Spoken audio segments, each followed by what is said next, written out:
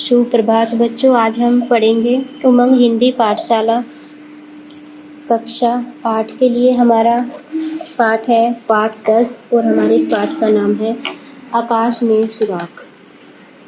यह प्रकाश अग्रवाल द्वारा लिखा गया है। इस पाठ में कहते हैं कि प्रत्येक जीवित आत्मा कुछ न कुछ नया कार्य करना चाहती है, नए सपने बुनती है तथा समाज में एक नई पहचान बनाना चाहती है। उसके लिए हर प्राणी अपनी अपनी बौद्धिक शक्ति के अनुसार खींचतान करता रहता है, जिसमें कभी कभी उसे विजय हासिल हो जाती है तो कभी कभी पराजय का सामना भी करना पड़ सकता है। ऐसे जानते हुए भी हर मनुष्य नई चुनौतियों को अंजाम देता रहता है और हमें देता भी रहना चाहिए ताकि कभी न कभी वह अपने क्षेत्र में पारंगत हो सके। हिंदी गजल का शोहरत दिलाने वाले प्रख्यात शायर सवदुष्यंत का नामी गिरामी शेर पढ़कर अनोखे लाल जी तैश खा गए। शेर था, कौन कहता है आकाश में सुराख नहीं हो सकता, एक पत्थर तो तबीयत से उछालो यारो। क्या जमाना आ गया है, क्या जानदार शेर है, सभी लोहा मानते हैं पर अभी तक आसमान में सुराख नहीं हुआ। लोग बाग कितने काहिल और नाकारा हो गए हैं। मजा लेकर शेर तो सुनते हैं, गुनगुनाते हैं, सुनते हैं, सुनाते हैं, पढ़ते हैं, दाद देते हैं, लेकिन पत्थर उछालने की जहमत नहीं उठाते, सुराख नहीं करते। भला क्यों? बड़े अरे भाई, शेर कहाँ है और काबिले दाद कहाँ है, तो फिर कर दो सुराख आसमान में। यह कोई गैर कानूनी काम तो है नहीं जो डरा जाए। किसी आईपीसी में आसमान में सुराख करने पर किसी दंड का प्रावधान नहीं है, फिर सुराख क्यों नहीं हो रहा है आसमान में? इस तरफ अब तक किसी ने गौर क्यों नहीं किया? न्यूटन से पहले पेड़ से फल गिरने पर भी किसी ने गौर नहीं किया। गौर फरमाने के लिए न्यूटन का इंतजार कर रहे थे, शायद आसमान में सुराख करने के लिए उनका ही जन्मांतर से इंतजार हो रहा है। यह सोचकर अनोखे लाल जी ने पत्थर उछालने की ठान ली। सबसे पहले एक अदद पत्थर की जरूरत दरपेश हुई। शायर महोदय ने पत्थर के आकार, प्रकार, लंबाई, चौड़ाई पर कोई रोशनी नहीं डाली थी। शायद यह पत्थर उछालने की सामर्थ्य और श्रद्धा पर छोड़ दिया हो, या फिर सोचा होगा कि जितना बड़ा सुराख करना चाहेगा उतना ही बड़ा पत्थर अपने आप चुन लेगा। कुछ भी हो, यह गहन गंभीर विषय था कि पत्थर कैसा हो, कितना बड़ा हो। आखिर अनोखे लाल जी के एक ऐतिहासिक काम करने जा रहे थे, आसमान में सुराख करने का। गुरुत्वाकर्षण के सिद्धांत की खोज से अगर बड़ा नहीं तो उससे कम भी नहीं, बस समकक्ष समझो। बाद को चर्चा होगी, परिचर्चा होगी। पत्थर का चुनाव कैसे हुआ इस पर मतभेद होंगे। विद्वान लोग दो खेमे में बटेंगे, आपस में कीचड़ उछालेंगे, वाद विवाद करेंगे।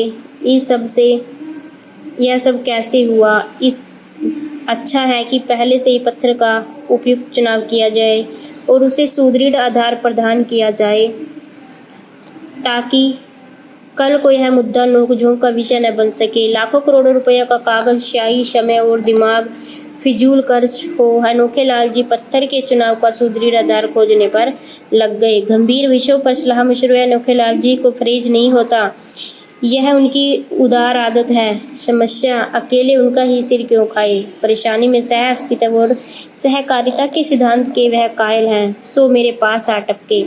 भाई साहब, पत्थर के विषय में आपका मशविरा चाहता हूँ। संदर्भ से अनभिज्ञ हमने जिज्ञासा की। जिज्ञासा होता है इच्छा की, आंगन में लगवाना है, नहीं उछालना है। उनका सहज संक्षिप्त उत्तर था। हमारे सारे रोम छिद्र सतर्क हो गए। हम अनोखे लाल जी के पड़ोसी हैं और वह उछालने के लिए पत्थर का मशवरा चाह रहे थे। सीधी सीधी धमकी थी, चेतावनी थी या फिर आक्रोश था, पर जो भी था उसका सिर पैर हमें ज्ञात न था। सो सारा ध्यान केंद्रित करके पूछा, क्या मामला है? हमसे कुछ गलती हो गई?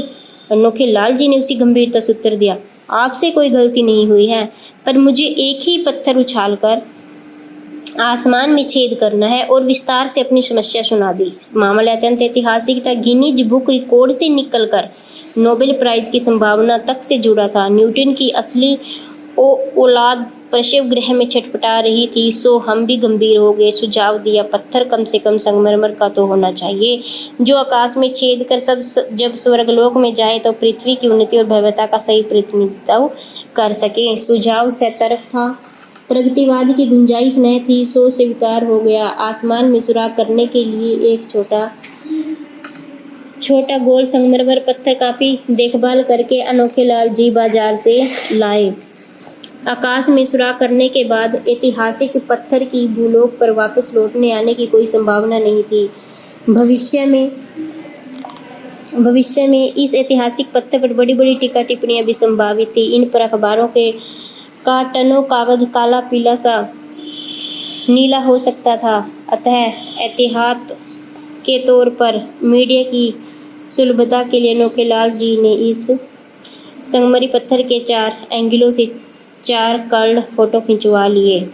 मान्यता प्राप्त प्रकांड पंडित ज्योतिषी आचार्य से शुभ मुहूर्त निकलवाया गया और ठीक शुभ मुहूर्त पर एक वीडियो कैसे हुई। अनोखे लाल जी ने अपने मकान की सबसे ऊंची छत पर चढ़ गए। कैमरामैन के अतिरिक्त साक्षी के लिए मुझे भी साथ चलना था। इस ऐतिहासिक घटना के प्रत्यक्षदर्शी होने का लाभ अनोखे लाल जी के घर परिवार वाले भी संवरण नहीं कर पा गए थे। वे भी दल बल सहित छत पर आ जमे थे। अनोखे लाल जी फिर भी कुछ आशंकित थे।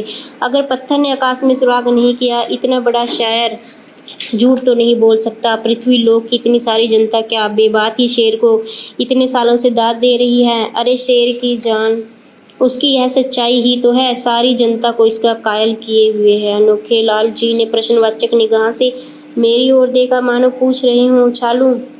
मैंने मन ही मन एक बार शेर को फिर दोहराया। इसमें तबीयत से पर बहुत जोर था, सो मैंने आगाह किया, पंडित जी, पत्थर को तबीयत से उछालना है। अगर तबीयत से न उछाला गया तो शायर आकाश में सुराख का जिम्मेदार नहीं होगा। अनोखे लाल जी थोड़ा उछल गए। शायद मन ही मन भी वह शेर को दोहरा रहे थे और शेर में तबीयत से वजन की नापझोंक कर रहे थे। संभल कर बोले, शायर ने तो सारा जोर तबीयत पर डाल रखा है, तो क्या हुआ, आप भी सारा जोर तबीयत पर ही डाल दो, मैंने सुझाव दिया। दर्शक दीर्घा से श्रीमती जी लगभग चिल्लाई, क्यों देरी कर रहे हो, सुमुहूर्त निकला जा रहा है, उछालो ना। अनोखे लाल जी ने संशय में डूबकर फिर प्रश्न किया, अब मैं इस तबीयत को कहाँ से लाऊं? मैंने उलाहना दिया, वाह पंडित जी, इतिहास में नाम लिखाने जा रहे हो और तबीयत नहीं लगा सकते? अरे न्यूटन के वंशज क्या मुफ्त में बन जाओगे? अरे लगा दो पूरी तबीयत इस पत्थर को उछालने में। पंडित जी कसम साए हाथ पैरों को झटका फटका और मुद्राओं को श्रेष्ठ एथलीट की तरह हिलाया डुलाया, पर पत्थर न उछाल सके। बोले, मैं पूरा जोर तो लगा सकता हूँ, लेकिन पूरी तबीयत नहीं लगा पा रहा हूँ। वीडियो कैमरा ऑन था और भावी न्यूटन की प्रत्येक गतिविधि को नोट कर रहा था। इस मुकाम पर वह निर्बल पंडित जी को शोभा नहीं दे रही थी। एक भावी इतिहास पुरुष के लिए निंदनीय बात थी, लेकिन सुराग होने को तो शायर की सबसे महत्वपूर्ण शर्त थी, तबीयत थी। मैंने अनोखे लाल जी को प्रोत्साहित किया, आप कोशिश तो करो, तबीयत लग जाएगी। सोचो कि अगर आसमान में सुराख हो गया तो आपका नोबेल प्राइज पक्का है। संसार में तो नाम होगा ही, आसमान में भी आपकी ख्याति पहुंच जाएगी। अनोखे लाल जी शायद प्रोत्साहित हुए थे, फिर से आखिरी कोशिश करने की हिम्मत नहीं जुटा पा रहे थे कि दर्शकों में खड़ी उनकी श्रीमती जी आतुर हो चली थी। शुभ मुहूर्त से जो निकला जा रहा था, दीर्घा छोड़कर वह पंडित जी के पास आ लपकी और अपने चिर परिचित अधिकार मुद्रा में घुर्राई, उछालते हो कि नहीं? अनोखे लाल जी ने अपनी धर्मपत्नी के रौद्र रूप से कुछ आतंकित हुए और उन्होंने पूरा जोर लगाकर घुमाकर पत्थर काश कर उछाल दिया। यह ऐतिहासिक पत्थर कई मीटर उड़ा और फिर पलटकर मेरी ही जूस्ती की खिड़की के शीशे से टकराया। होनी होकर ही रही, कांच से टकराने की एक जोरदार आवाज हुई और खिड़की का शीशा टूटना इस उड़ान को अपनी आंखों में कैद कर लिया था। पत्थर आकाश में सुराख करने की बजाय मेरी खिड़की में सुराख कर गया। प्रसिद्ध शायर का प्रसिद्ध शेर कामयाब रहा। अगर ना कामयाब रहे तो सिर्फ अनोखे लाल जी, जो पत्थर को जोर से उछाल सके पर तबीयत से नहीं उछाल सके थे। अनोखे लाल जी ने मेरे कंधों पर हाथ रखकर कहा, यार शायर ने बड़ी कठिन शर्त लगा रखी है तबीयत से। भला तबीयत से कुछ करना कोई आसान बात है? अरे तबीयत से कुछ करना तो आकाश में छेद करने से भी मुश्किल है। इस सारे कांड में भी मैं अपनी दोस्ती के शीशे के सब पर अफसोस तक नहीं कर पा रहा था।